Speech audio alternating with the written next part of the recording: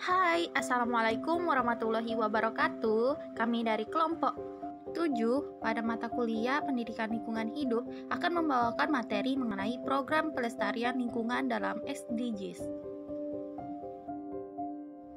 Sebelumnya perkenalkan anggota pertama kami ada Diana Navera, Lydia Veronica, Dewi Agustina, Retna Pratiwi, Rena Ulandari, dan Warnida. Check it out! Pembangunan berwawasan lingkungan dalam SDGs. Pembangunan berwawasan lingkungan merupakan pembangunan berkesinambungan dengan tujuan peningkatan terhadap mutu hidup masyarakat dengan pengelolaan sumber daya alam yang sebaik mungkin. Meningkatnya kesejahteraan masyarakat merupakan sasaran pembangunan, baik itu yang sifatnya alamiah, kimia, maupun secara fisik. Sifat pembangunan tersebut dapat menimbulkan pengaruh yang cukup besar terhadap lingkungan. Baiklah, selanjutnya akan dilanjutkan rekan saya Dewi. Silakan Dewi. Baiklah, saya Dewi Agustina akan melanjutkan penjelasan dari Saudari Retna. Program Kelestarian Lingkungan dalam SDGs 1 Tujuan 6. Air bersih dan sanitasi layak, menjamin ketersediaan serta pengelolaan air bersih dan sanitasi yang berkelanjutan untuk semua. Air minum adalah air yang melalui proses pengolahan atau tanpa proses pengolahan yang memenuhi syarat kesehatan dan dapat langsung diminum. Permenkes nomor 492 Menkes per 2010 tentang persyaratan kualitas air minum. 2. Tujuan 11. Kota dan permukiman yang layak. Menjadikan kota dan permukiman inklusif, aman, tangguh, dan berkelanjutan merupakan tujuan dari perencanaan kota dan permukiman yang layak ini. Menciptakan kota yang aman dan berkelanjutan berarti memastikan akses pada perumahan yang aman dan terjangkau serta memperbaiki permukiman kumuh. Ini juga melibatkan investasi pada transportasi umum, menciptakan ruang hijau pada publik, dan meningkatkan perencanaan dan pengaturan perkotaan yang inklusif sekaligus melibatkan semua pihak. Baik, silakan dilanjutkan Diana. Baiklah, selanjutnya saya akan menjelaskan mengenai tujuan 12, lanjutan dari yang sebelumnya, yaitu konsumsi dan produksi yang bertanggung jawab, kemudian menjamin pola produksi dan konsumsi yang berkelanjutan merupakan tujuan dari konsumsi dan produksi yang bertanggung jawab. Nah, jadi meraih pertumbuhan ekonomi dan pembangunan berkelanjutan berarti kita harus menyadari pentingnya pengurangan jejak ekologi dengan mengubah cara kita memproduksi dan mengkonsumsi makanan dan sumber daya lainnya. Kemudian untuk tujuan yang ke-13-nya yaitu penanganan perubahan iklim, memperkuat kegigihan dan kapasitas adaptasi wilayah-wilayah yang lebih rentan seperti negara-negara di bagian tengah benua dan negara kepulauan harus berjalan beriringan dengan usaha meningkatkan kesadaran dan memasukkan langkah-langkahnya pada kebijakan dan strategi nasional. Silakan dilanjutkan Saudari Lydia.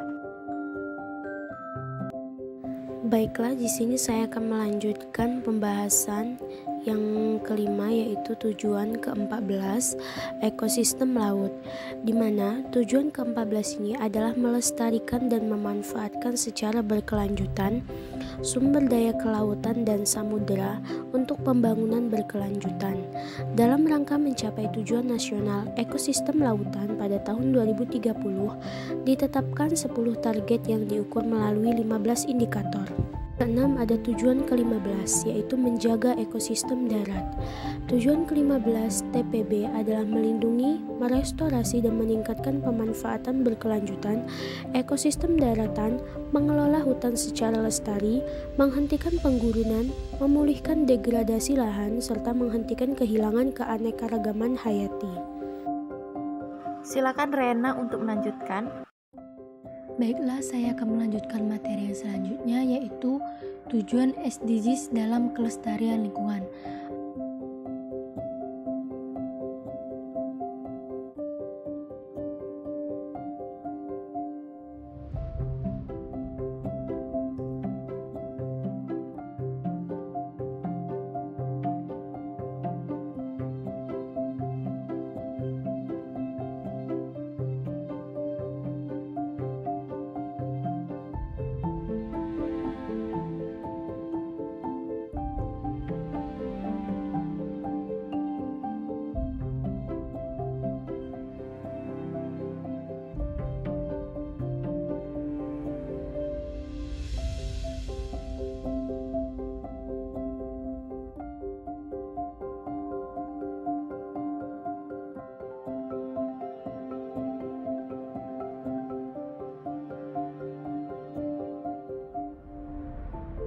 pertama, mengakhiri kemiskinan dalam segala bentuk dimanapun.